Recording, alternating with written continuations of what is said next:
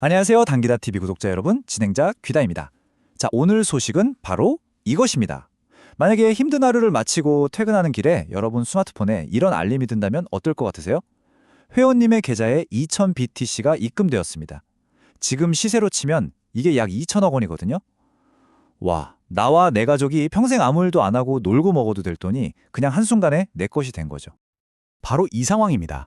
화면에 딱 찍힌 믿을 수가 없는 숫자, 2천억 원. 아마 심장이 막 미친 듯이 뛰고 손에는 막 땀이 나기 시작할 거예요.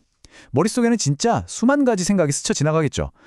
이거 진짜야? 뭐 오류 아니야? 근데 동시에 야, 이거 내 인생을 바꿀 기회일지도 몰라 하는 달콤한 속삭임이 귓가에 들려올 겁니다. 자, 여기서 질문 하나 드릴게요. 여러분이라면 어떻게 하시겠습니까? 1번, 양심에 따라 즉시 고객센터에 신고한다. 아니면 2번, 단 1초도 망설이지 않고 매도 버튼을 누른다.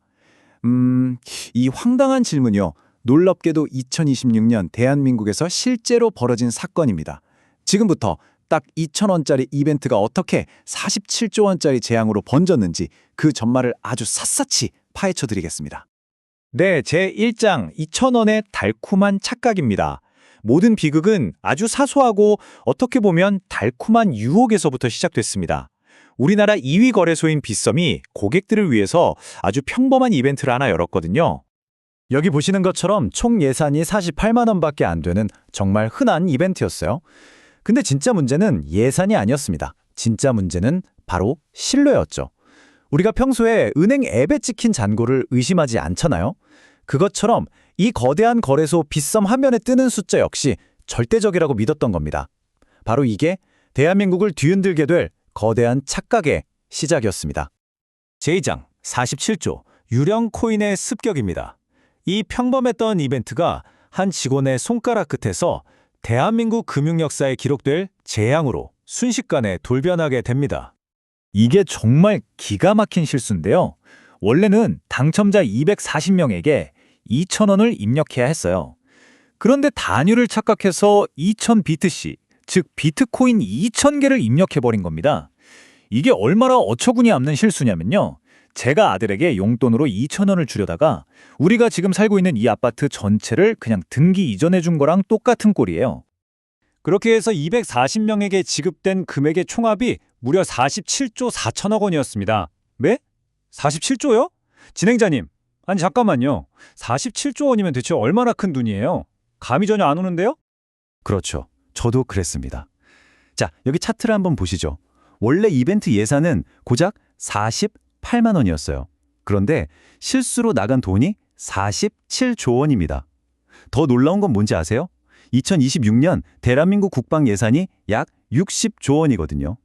그러니까 거래소 직원 한 명의 키보드 입력 한 번에 국가 국방비의 78%에 달하는 돈이 그냥 허공에서 만들어진 겁니다. 근데 여기서 더 기가 막힌 사실이 있습니다. 바로 유령 코인의 실체가 드러난 건데요. 당시 빗썸이 실제로 가지고 있던 비트코인은 고작 6만에서 7만 개 수준이었다고 해요. 그런데 지급된 건 48만 개. 보유량의 7배가 넘는 코인이 그냥 전산상 숫자로만 찍혀서 나간 겁니다. 이건요, 2018년에 112조 원어치 유령 주식을 발행했던 삼성증권 사태랑 구조가 정확히 똑같았어요. 한마디로 가상자산판 삼성증권 사태가 터진 거죠. 제3장 지옥도입니다. 그 순간 빗썸 서버 내부는 그야말로 아수라장이었고요. 이 지옥 같은 상황 속에서 사람들은 크게 세 가지 유형으로 반응했습니다. 첫 번째 유형, 10분의 재벌입니다. 평범한 직장인이었대요. 야근하고 지하철에서 폰을 딱 봤는데 내 자산이 2천억 원으로 찍혀 있는 거예요. 이분 그 자리에서 바로 팀장님한테 퇴사 메일을 보내고 강남 타워팰리스 매물을 알아봤다고 합니다. 하지만 딱 10분 뒤 계좌는 동결되고 잔고는 마이너스가 됐죠. 10분 만에 천국과 지옥을 오간 그의 심정, 여러분은 이해가 가시나요? 두 번째 반응은 날벼락 맞은 투자자입니다. 2천억 원을 공짜로 받은 사람들이 이게 웬 떡이냐 하면서 시장가로 비트코인을 막 던지기 시작하니까 다른 곳은 멀쩡한데 오직 빗썸에서만 가격이 수직으로 낙하한 거예요. 단 5분 만에 17%가 폭락했죠. 결국 레버리지, 즉 빚을 내서 투자했던 이 투자자의 5억 원은 그대로 공중분해되고 말았습니다.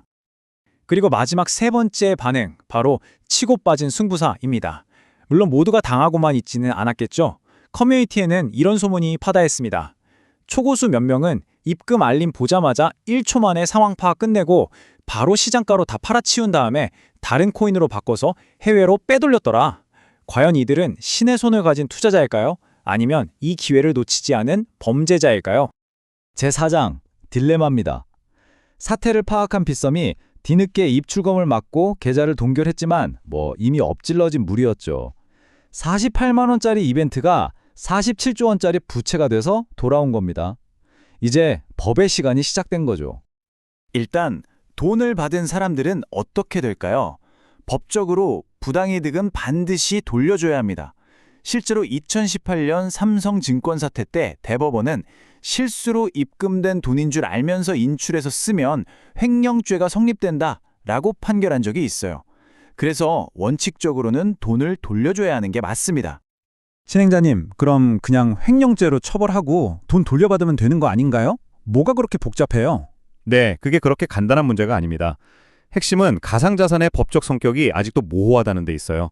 이걸 법적으로 돈으로 봐야 할지 아니면 그냥 단순한 데이터 쪼가리로 봐야 할지 아직 명확하지가 않거든요. 여기에 따라서 형사상 횡령죄가 될 수도 있고 그냥 민사상 손해배상 문제로 끝날 수도 있는 겁니다. 아마 그 승부사들은 이미 최고의 변호사를 선임해서 바로 이 법의 허점을 파고들고 있겠죠? 그럼 사고를 친 빗썸은 어떤 처벌을 받을까요? 금융당국의 속내가 아주 복잡합니다.